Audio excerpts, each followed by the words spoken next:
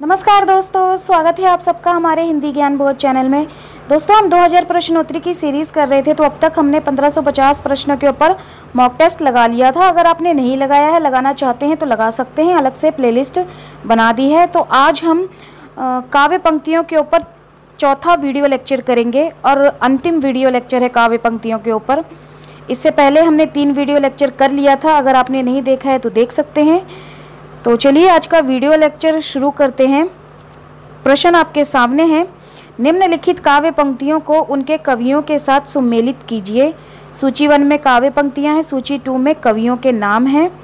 यहाँ पे मैंने आज टेक्स्ट थोड़ा बड़ा कर दिया है ताकि आपको दिखने में कोई परेशानी ना हो, लेकिन आपको कोड नहीं दिखेंगे ये, तो आप इनके कवियों के नाम को पढ़कर सुमेलित करिए। इन पंक्तियों को पढ़िए और बताइए इस प्रश्न का सही उत्तर। हे मेरी तुम आओ बैठे पास पास, हम हास और परिहास करें। ये काव्य पंक्ति किसकी है? यहाँ पे देखिए कवियों के नाम हैं, इनको सुमेलित करिए। तो इस पंक्ति के जो कवि हैं वो हैं केदारनाथ अग्रवाल। मैं यहाँ पे नंबर लगा देती हूँ ताकि आपको दिक्कत ना हो।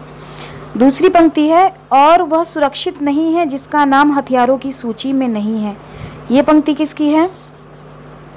तो ये पंक्ति है धूमिल की। साम्यवाद के पथ में लीद किया करते हैं, मानवता का पोस्टर देखा लगे रेंगने। तो ये पंक्ति किसकी है? ये पंक्ति है तीरलोचन की। कर गई चाक तिमिर का सीना जोत की फांक, यह तुम थी। तो ये पंक्ति है नागार्जुन की। तो इस तरह इस प्रश्न का जो सही उत्तर होगा वो है बी। इस प्रश्न का सही उत्तर होगा। चलिए अगला प्रश्न करते हैं। निम्नलिखित काव्य पंक्तियों को उनके कवियों के साथ सुमेलित करना है, इसको भी। अब इस प्रश्न को सुमेलित करके बताइए। श्रेय नहीं कुछ मेरा, मैं तो डूब गया था स्वयं शून्य में, वीणा के माध्यम से अपने को मैंने सब कुछ सौंप दिया था। तो ये पंक्ति किसकी है? ये पंक्ति है आगे की। ये पंक्ति आगे की है, यहाँ पे नंबर लगा देती हूँ। आगे की ये पंक्ति है। इसी तरह परम अभिव्यक्ति लगातार घूमती है जग में, पता नहीं जाने कहाँ वह है। तो ये पंक्ति है मुक्तिबोध की। इसी तरह पर एक तत्व है बीज, स्थित मन में साहस में, स्वतंत्रता में, नूतन सृजन में। तो ये पंक्ति है धर्मवीर भारती की। मैं उनका आदर्श जो व्यथा ना खोल सकेंगे, पूछेगा जग किंतु पिता का नाम ना बोल सकेंगे। तो ये पंक्ति है दिनकर की है। तो इस तरह इस प्रश्न का जो सही उत्तर होगा वो है ए। इस प्रश्न का सही उत्तर होगा। चलिए अगला प्रश्न करते हैं। काव्य पंक्तियों को रचनाकारों के साथ सुमेलित करना है। मैं बकता नहीं हूँ कविताएं, इजाद करता हूँ गाली। ये पंक्ति किसकी है? तो ये पंक्ति है, यहाँ पे कवि के नाम है देखिए। तो ये पंक्ति है श्रीकांत वर्मा की। यहाँ पे नंबर लगा देती हूँ। श्रीकांत वर्मा की है। इसी तरह इस वक्त जबकि कान नहीं सुनते हैं कविताएं, कविता पेट से सुनी जाती हैं। ये पंक्ति है धूमिल की। आज फिर शुरू हुआ जीवन, आज मैंने एक छोटी सी सरल सी कविता पढ़ी। तो ये पंक्ति है रघुवीर सहाय की। इसी तरह मैं नया कवि हूँ, इसी से जानता हूँ सत्य की चोट बहुत गहरी होती है। तो ये पंक्ति है सर्वेश्वर दयाल सक्सेना की। तो इस तरह इस प्रश्न का जो सही उत्तर होगा वो है सी। इस प्रश्न का सही उत्तर होगा। चलिए अगला प्रश्न करते हैं। निम्नलिखित काव्य पंक्तियों को उनके भाषाओं से सुमेलित करिए। का पूछूं तुम धातु निछोही जो गुरु कीनह अंतरपट ओही। इस पंक्ति में किस भाषा का प्रयोग हुआ है आपने बताना है। तो इसमें जो भाषा का प्रयोग हुआ है वो है अवधी भाषा का प्रयोग हुआ है। पहला, ढोला मारिए ढिल्ली मह मुच्छू मेछू शरीर। तो इस पंक्ति में जो भाषा का प्रयोग हुआ है वो है अपभ्रंश। जो मांगहूँ सो देहू मनोहर एह बात तेरी खोटी। तो इसमें ब्रज भाषा का प्रयोग हुआ है। इसी तरह उसकी चोटी सटकाई लख नागनी अपनी केंचली छोड़ सटक गई। इस पंक्ति में खड़ी भाषा का प्रयोग हुआ है। तो इस प्रश्न का जो सही उत्तर होगा वो है बी। बी इस प्रश्न का सही उत्तर होगा। चलिए अगला प्रश्न करते हैं। निम्नलिखित काव्य पंक्तियों को उनके भाषा के साथ सुमेलित करिए। अब इसको सुमेलित करना है। जसुमती हरि पालने झुलावे। इस पंक्ति में किस भाषा का प्रयोग हुआ है। तो इसमें ब्रज भाषा का प्रयोग हुआ है। ब्रज भाषा का प्रयोग हुआ है। तेहि अवसर एक तापस आवा तेज पुंज लघु व्यास सुहावा। तो इसमें अवधी भाषा का प्रयोग हुआ है। इसी तरह अतिरंग स्वामी सुमिली राती बेटी राजा भोज की। तो इसमें डिंगल भाषा का प्रयोग हुआ है। इसी तरह दखन है नागिना अंगूठी है जग अंगूठी कु हरकत नगीना है लग। तो इसमें दखनी का प्रयोग हुआ है यहाँ पे। तो इस तरह इस प्रश्न का जो सही उत्तर होगा वो है ए। ए इस प्रश्न का सही उत्तर होगा। चलिए अगला प्रश्न करते हैं। निम्नलिखित गद्य पंक्तियों को उनके लेखकों के साथ सुमेलित करिए। बैर क्रोध का अचार या मुरब्बा है। ये किसकी पंक्ति है। तो ये पंक्ति है रामचंद्र शुक्ल की। इसी तरह अधिकार सुख कितना मादक और सारहीन है। ये है प्रसाद की। निज भाषा उन्नत अहे सब उन्नत को मूल। तो ये भारतेंदु हरिश्चंद्र की है। मर्द साठे पर पाठे होते हैं। तो ये है प्रेमचंद्र की। इस तरह इस पंक्ति का इन पंक्तियों का जो सही कोड होगा वो है सी। सी इसका सही उत्तर होगा। चलिए अगला प्रश्न करते हैं। निम्नलिखित कथन को उनके लेखकों के साथ सुमेलित कीजिए। करुणा दुखात्मक वर्ग में आने वाला मनोविकार है। तो ये पंक्ति किसकी है। तो ये पंक्ति है रामचंद्र शुक्ल की। मनुष्य की श्रेष्ठ साधनाएं ही संस्कृति है। तो ये है हजारी प्रसाद द्विवेदी की। छायावाद स्थूल के प्रति सूक्ष्म का विद्रोह है। ये है नागेंद्र की। इसी तरह भक्ति आंदोलन एक जाति और जनवादी आंदोलन है। तो ये है रामविलास शर्मा की। इस तरह इस प्रश्न का जो सही उत्तर होगा वो है बी। बी इसका सही उत्तर होगा, बी कोड। चलिए अगला प्रश्न करते हैं। निम्नलिखित उक्तियों को उनके लेखकों के साथ सुमेलित कीजिए। सूची 1 में उक्तियां हैं, सूची 2 में लेखक हैं जिनको आपने सुमेलित करना है। बहुत ही महत्वपूर्ण ये पंक्तियां हैं, आप इनको नज़रअंदाज ना करिएगा। देखिए ये एग्ज़ाम में ज़रूर पूछी जाती है। मैं उपन्यास को मानव चरित्र का चित्र समझता हूँ। ये उक्ति किसकी है। तो ये उक्ति है प्रेमचंद्र की। अधिकार सुख कितना मादक और सारहीन है। ये है जयशंकर प्रसाद की। करुणा सेत का सौदा नहीं है। ये किसकी है। ये रामचंद्र शुक्ल की है। मनुष्य ही साहित्य का लक्ष्य है। तो ये हजारी प्रसाद द्विवेदी की है। इस तरह इस प्रश्न का सही उत्तर हो जाएगा ए। चलिए अगला प्रश्न करते हैं। निम्नलिखित पंक्तियों को उनके लेखकों के साथ सुमेलित कीजिए। सूची 1 में पंक्तियां, सूची 2 में लेखक है जिनको आपने सुमेलित करना है। चलिए सुमेलित करिए इनको। अगर आपको लगता है कि मैं ज़्यादा ही फास्ट हूँ तो आप वीडियो को पॉज करके मॉक टेस्ट लगा सकते हैं। चलिए इस प्रश्न का उत्तर बताइए, भक्ति धर्म की रसात्मक अनुभूति क्या है? ये पंक्ति किसकी है? तो ये पंक्ति है रामचंद्र शुक्ल की। श्रद्धेय बनने का मतलब है नॉन पर्सन अभिव्यक्ति हो जाना। तो ये पंक्ति किसकी है? ये पंक्ति है हरिशंकर परसाई की। इसी तरह काव्य आत्मा की संकलात्मक अनुभूति है, ये है किसकी है? ये जयशंकर प्रसाद की।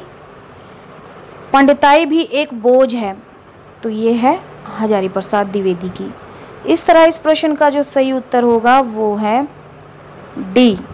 डी इस प्रश्न का सही उत्तर होगा, डी कोड। चलिए अगला प्रश्न करते हैं। निम्नलिखित पंक्तियों को उनके लेखकों के साथ सुमेलित कीजिए। पंक्तियों को उनके लेखकों के साथ सुमेलित कीजिए। देखिए ये पंक्तियाँ जरूर किसी ना किसी एग्जाम में पूछी जाती हैं। छांट छांट के मैंने एक एक पंक्तियाँ ली हैं। तो फिलहाल इस प्रश्न का उत्तर बताइए। मैं साहित्य को मनुष्य की दृष्टि से देखने का पक्ष पाती हूँ। ये पंक्ति किसकी है? तो ये है हजारी प्रसाद द्विवेदी की। नाद सौंदर्य से कविता की आयु बढ़ती है, तो ये है रामचंद्र शुक्ल की। साहित्य जन समूह के हृदय का विकास है, ये है बालकृष्ण भट्ट की। इसी तरह आचरण की सभ्यता का यह देश ही निराला है, ये है सरदार पूर्ण सिंह की। तो इस तरह इस प्रश्न का जो सही उत्तर होगा देख लेते हैं। इस प्रश्न का जो सही उत्तर है वो है बी। बी कोड इस प्रश्न का सही उत्तर होगा। चलिए अगला प्रश्न करते हैं। आचार्य रामचंद्र शुक्ल के इन कथन को संबंधित कवियों के साथ सुमेलित कीजिए। आचार्य रामचंद्र शुक्ल ने ये जो कथन कहे हैं, ये कथन किन किन कवियों के लिए कहे हैं, ये आपने सुमेलित करना है। यहाँ पे देखिए तो पूरा ही नहीं हो रहा। पहला देखते हैं पहले। अज्ञात प्रिय की ओर इशारा करने के अतिरिक्त इन्होंने जगत के अनेक प्रस्तुत रूपों और व्यापारों को भी अपने सरल भावनाओं के रंग में देखा है। ये पंक्ति है किस कवि के लिए? तो ये पंक्ति रामचंद्र शुक्ल ने कही है सूर्यकांत त्रिपाठी निराला के लिए। तो चलिए अगला पंक्ति जो है, इस वेदना को लेकर इन्होंने हृदय की ऐसी अनुभूति सामने रखी है जो लोकोत्तर है। तो ये पंक्ति किसके लिए कही है? ये पंक्ति कही है महादेवी वर्मा के लिए। ये महादेवी वर्मा के लिए ये पंक्ति कही है। चलिए अगला देख लेते हैं। कवि की रहस्य दृष्टि प्रकृति की आत्म जगत के रूपों और व्यापारों में व्यक्त होने वाली आत्मा की ओर जाती है। ये पंक्ति किसके लिए कही है? तो ये पंक्ति कही है सुमित्रा नंदन पंत के लिए। अगली पंक्ति है, इनकी रहस्यवादी रचनाओं को देखकर चाहे तो यह कहें कि इनकी मधु वर्षा के मानस प्रसार के लिए रहस्यवाद का पर्दा मिल गया है। तो ये पंक्ति कही है जयशंकर प्रसाद के लिए। तो इस तरह इस प्रश्न का देख लेते हैं सही उत्तर कौन सा होगा। इस प्रश्न का जो सही उत्तर होगा वो है सी। सी कोड इस प्रश्न का सही उत्तर होगा। देखिए कोड कहीं और जा रहा है और पंक्तियां कहीं और, पर एक साथ ये सारी नहीं आ रही हैं, तो आप इनको ध्यान में रखिएगा। देख सकते हैं आप इनको एक साथ, बहुत ही महत्वपूर्ण है, नज़रअंदाज मत करिएगा, बार बार कह रही हूँ मैं। चलिए अगला प्रश्न करते हैं। साधारणीकरण की निम्नलिखित स्थापनाओं को उनके प्रतिपादकों के साथ सुमेलित कीजिए। यहाँ पे स्थापना है और यहाँ पे प्रतिपाद है, इनको आपने सुमेलित करना है। चलिए इनको सुमेलित करिए। रसास्वाद में वासनात्मक तथा स्थिर मनोवृत्तियाँ जिनके द्वारा चरित्र की दृष्टि होती है साधारणीकरण के द्वारा आनंदमय बना दी जाती है, इसीलिए यह वासना का संशोधन करके उनका साधारणीकरण करता है। ये स्थापना जो है इसके प्रतिपादक कौन है? तो इसके प्रतिपादक हैं अगे जी, अगे हैं यहाँ पे अगे। दूसरा है काव्य प्रसंग या रस के समस्त अवयवों का साधारणीकरण मानने की अपेक्षा कवि भावना का साधारणीकरण मानना मनोविज्ञान के अधिक अनुकूल है। इस स्थापना के प्रतिपादक कौन है? तो इस स्थापना के जो प्रतिपादक हैं वो हैं रामचंद्र शुक्ल जी। चलिए अगला देखते हैं। लोक हृदय की यह सामान्य अंतर्भूमि परख कर हमारे यहाँ साधारणीकरण सिद्धांत की प्रतिष्ठा की गई है। यह सामान्य अंतर्भूमि कल्पित या कृत्रिम नहीं है। ये स्थापना के प्रतिपादक कौन है? तो ये हैं डॉक्टर नागेंद्र जी। डॉक्टर नागेंद्र जी हैं। चलिए अगला देखते हैं। चमत्कारी का अर्थ मर जाता है तब उस शब्द की रागोत्तेजक शक्ति भी क्षीण हो जाती है। उस अर्थ की प्रतिपत्ति करता है जिससे पुनः रागात्मक संबंध स्थापित हो। साधारणीकरण का यही अर्थ है। तो ये पंक्ति है जयशंकर प्रसाद की, मतलब इस स्थापना के प्रतिपादक हैं जयशंकर प्रसाद। तो इस तरह इस प्रश्न का जो सही उत्तर होगा वो है बी। इस प्रश्न का सही उत्तर होगा बी। चलिए अगला प्रश्न करते हैं। सुमेलित करना है इनको। शब्दार्थो साहित्य काव्यम, ये पंक्ति बताइए किसकी है? तो ये पंक्ति है भामा की। तद्दोषो शब्दार्थो सगुणा अलंकृति पुनः क्वापि, ये है मम्मट की। रमीणार्थ्य प्रतिपादका शब्द काव्यम, तो ये है पंडित जगन्नाथ की। वाक्य रसात्मक काव्यम है विश्वनाथ की। इस तरह इस प्रश्न का सही उत्तर होगा बी। बी इसका सही उत्तर होगा, बी कोड। चलिए अगला प्रश्न करते हैं। निम्नलिखित काव्य लक्षण को उनके आचार्यों के सही नामों के साथ सुमेलित कीजिए। इस तरह के प्रश्न बहुत पूछे जाते हैं। तो चलिए इस प्रश्न का उत्तर बताइए। शब्दार्थो साहित्य काव्यम, ये किसकी है? तो ये है भामा की। तद्दोषो शब्दार्थो सगुणा अलंकृति पुनः क्वापि, ये है मम्मट की। वाक्य रसात्मक काव्यम है विश्वनाथ की। रमणार्थ प्रतिपादिका शब्द काव्यम, ये है पंडित राज जगन्नाथ की। इस तरह इस प्रश्न का सही उत्तर होगा सी। सी कोड सही होगा। चलिए अगला प्रश्न करते हैं। निम्नलिखित काव्य लक्षण का उनके प्रतिस्थापकों के साथ सुमेलन कीजिए। शब्दार्थो साहित्य काव्यम किसकी है? तो ये है भामा की। ननु शब्दार्थो काव्यम है दंडी की। इसी तरह शब्दार्थो साहित्य वक्र कवि व्यापार शालिनी, ये है रुद्रट की। वाक्य रसात्मक काव्यम है विश्वनाथ की। इस तरह इस प्रश्न का जो सही उत्तर होगा वो है डी। डी कोड इस प्रश्न का सही उत्तर होगा। चलिए अगला प्रश्न करते हैं। निम्नलिखित उक्तियों को उनके ग्रंथकारों के साथ सुमेलित कीजिए। ये उक्तियां हैं और उनके ग्रंथकार हैं जिनको आपने सुमेलित करना है। सौंदर्य में अलंकारा, ये उक्ति किसकी है? तो ये उक्ति है वामन की। वाक्य रसात्मक काव्यम है विश्वनाथ की। इसी तरह वाग्यार्थ संपृक्तो वाग्यार्थ प्रतिपत्ति, ये किसकी है? तो ये है कालिदास की। रमीणार्थ प्रतिपादिका शब्द काव्यम, तो ये है पंडित जगन्नाथ की। इस तरह इस प्रश्न का सही उत्तर होगा ए। ए कोड इस प्रश्न का सही उत्तर होगा। चलिए अगला प्रश्न करते हैं। काव्य लक्षण और उनके प्रतिस्थापक को सुमेलित कीजिए। शब्दार्थो साहित्य काव्यम, तो ये किसकी है? तो ये है भामा की। इसी तरह शरीर तावदिष्टार्थ व्याच्छिन्न पदावली, ये है दंडी की। रमीणार्थ प्रतिपादिका शब्द काव्यम, तो ये है पंडित राज जगन्नाथ की। वाक्य रसात्मक काव्यम है विश्वनाथ की। इस तरह इस प्रश्न का सही उत्तर होगा सी इस प्रश्न का सही उत्तर होगा। चलिए अगला प्रश्न करते हैं। निम्नलिखित उक्तियों को उनके ग्रंथकारों के साथ सम्मिलित कीजिए। अब इस प्रश्न का उत्तर बताइए। प्रदोषो शब्दार्थो संगुणालंकृति पुनः क्वापि, ये उक्ति किसकी है? तो ये उक्ति है मम्मट की। प्रज्ञा नव नवोशालिनी प्रतिभा मतः, ये उक्ति किसकी है? तो ये है भट्टोट की।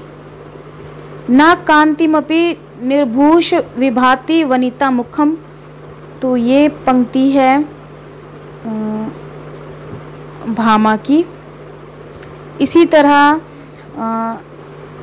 कीर्ति भनिति भूति भल सोई, सुरसरी सम सब कहाँ हित होई, तो ये पंक्ति है तुलसीदास की। इस तरह से इस पंक्ति का, इस प्रश्न का जो सही उत्तर होगा वो है डी कोड सही होगा इस प्रश्न का। चलिए अगला प्रश्न करते हैं। इन उक्तियों को उनके आचार्यों के साथ सम्मिलित कीजिए। सूची 1 में उक्तियां हैं, सूची 2 में आचार्य हैं, तो चलिए इनको सम्मिलित करिए। शब्दार्थ्य शरीरम तावत्य काव्यम, ये उक्ति किसकी है? तो ये है दंडी की। काव्यम ग्राहम अलंकारात्म, तो ये किसकी है? तो ये है वामन की। मुख्यार्थ हति दोषा, ये किसकी है? ये है मम्मट की।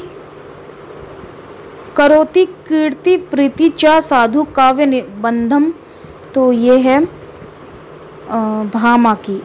इस तरह इस प्रश्न का जो सही उत्तर हो जाएगा बी कोड सही हो जाएगा इस प्रश्न का उत्तर। चलिए अगला प्रश्न करते हैं। निम्नलिखित पंक्तियों को उनके कवियों के साथ सम्मिलित कीजिए। शब्दार्थो साहित्यो काव्यम, ये किसकी है? तो ये भामा की। वाक्य रसात्मक काव्यम है विश्वनाथ की। रमणार्थ प्रतिपादिका शब्द काव्यम है मम्मट की। तद्दोषो साहित्यो सगुण वलंकृति पुनः क्वापि, ये है पंडित जगन्नाथ दास की। इस तरह इस प्रश्न का सही उत्तर हो जाएगा बी। चलिए अगला प्रश्न करते हैं।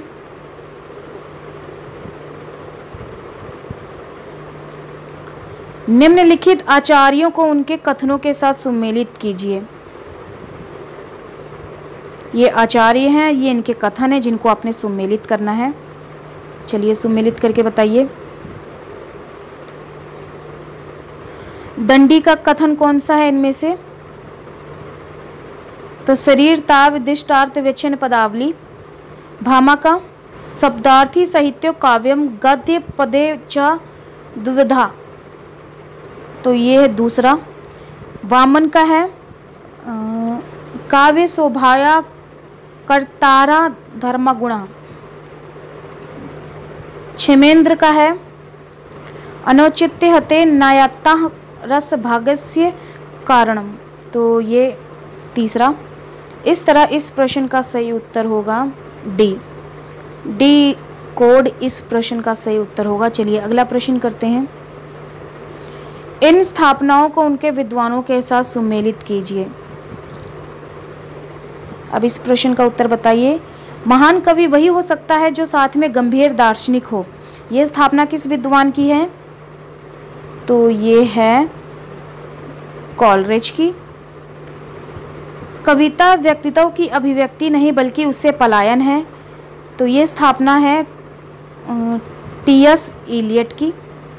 इसी तरह काव्य भाषा तथ्यात्मक नहीं रागात्मक होती है, तो ये है आई.ए. रिचर्ड की स्थापना, तीसरा है ये। उसके बाद महान व्यक्तित्व ही महान विचारों से संपन्न होता है, ये स्थापना किसकी है? तो ये है लोजाइनस की। इस तरह इस प्रश्न का जो सही उत्तर होगा वो है डी कोड। चलिए अगला प्रश्न करते हैं। निम्नलिखित विशेषताओं को उनके वादों के साथ सम्मिलित कीजिए। ये विशेषताएं हैं। दूसरे नंबर पे वाद हैं जिनको आपने सम्मिलित करना है। चलिए सम्मिलित करके बताइए।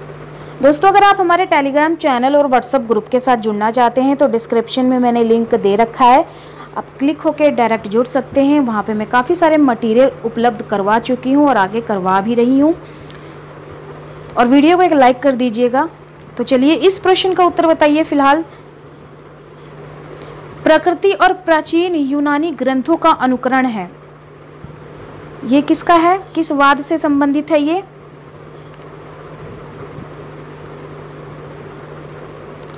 विशेषता पूछी गई है। ये विशेषता जो प्रकृति और प्राचीन यूनानी ग्रंथों का अनुकरण है, ये विशेषता किस वाद से संबंधित है? तो ये है नवशास्त्रवाद से। बाहरी यथार्थ से व्यक्तिगत अनुभव को ज़्यादा महत्व देना, ये विशेषता किस वाद से है? तो ये है स्वच्छंदवाद से। चेतना को पदार्थ के अधीन मानना, तो ये विशेषता किस वाद से है? ये मार्क्सवाद से है। व्यक्तिगत स्वतंत्र को विशेष महत्व देना, ये विशेषता है व्यक्तिगत को, तो ये है अस्तित्ववाद से। इस तरह इस प्रश्न का सही उत्तर यहाँ पे देखिए पहले नंबर पे ही है, ए कोड हो जाएगा इस प्रश्न का सही उत्तर। चलिए अगला प्रश्न करते हैं। आदिकालीन काव्य ग्रंथों में कथा कहने की परंपरा को लक्ष्य करके पृथ्वीराज रासो के संदर्भ में किस आलोचक ने लिखा है?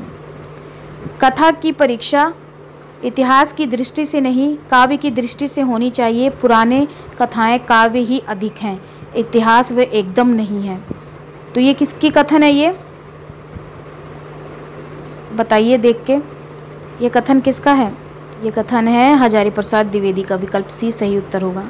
चलिए अगला प्रश्न करते हैं और आज के वीडियो लेक्चर का अंतिम प्रश्न है। निम्नलिखित काव्य पंक्तियों को उनके रचनाकारों के साथ सुमेलित कीजिए। सूची 1 में काव्य पंक्तियां हैं, सूची 2 में रचनाकार है जिनको आपने सुमेलित करना है। चलिए इनको सुमेलित करके बताइए। सजनी मधुर निजतव दे कैसे मिलूं अभिमानी में, ये काव्य पंक्ति किसकी है? तो ये है महादेवी वर्मा की।